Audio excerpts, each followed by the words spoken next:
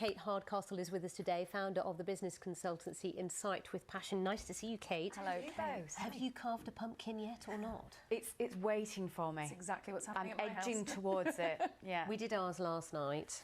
And I recycled the waste, just to say. Very good. But anyway, Yeah. Let's move on to The Guardian. Marks & Spencer launches Buy Now, Pay Later service. What is M&S up to and will it work? Well, this is a credit facility, really, that's offered to the customers so they can spread the cost of payments up to £800 over a 6-week instalment period. And they don't do any credit checks. You might have heard of similar products run by companies like Klarna.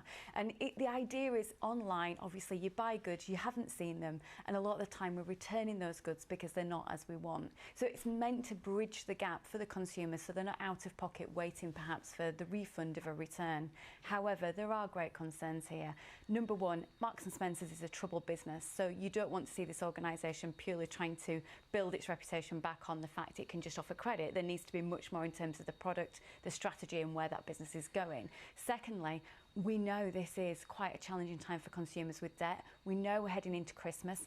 7-8 million of us say every January we are struggling with debt and we can't pay the bills in January. So we don't want to see this as just something perhaps used by consumers who can't afford the alternatives and might overspend. So the thinking is here that because people might have to wait for refunds if they return something that takes possibly up to weeks, this would avoid all that and encourage them to perhaps make a purchase that they wouldn't otherwise do. And that's used successfully by retailers worldwide, and it's something that consumers really have taken to. But there is research to show that when they use these credit products, they do spend more than they normally would, and then you start to look at the fact, perhaps, is this a debt opportunity? Is there concerns the fact that people are borrowing above their means, which is something obviously we don't want consumers to do, and businesses shouldn't just rely on purely that for success.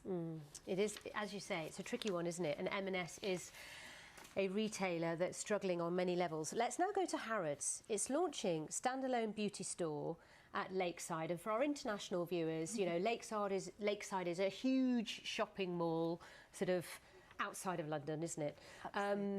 Why is Harrods doing this? What's the benefit? I think this is a really good news story in a lot of challenging stories we've heard from the retail world, and this is very interesting because it's a very prominent luxury brand, and beauty, as we know, is on the rise. I mean, the sales in beauty have increased by 10 billion in the UK alone over the last 10 years, and it's outstripping traditional industries like the motor industry. And why? I mean, when other things are finding it a real struggle, beauty's doing so well. I mean, is that because you do have to actually come face to face with the retailer if they want to take a good look at you and give you the right products, rather than, say, do it online? It works in bricks and mortar formats because of the services, so the fact you might get a makeover, interact with an expert.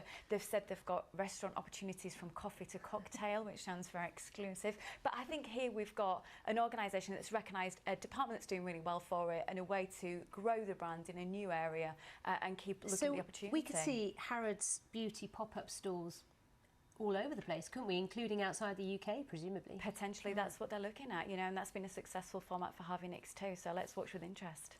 Kate, thank you very much. Kate Hardcastle, Insight with Passion. Thanks for coming.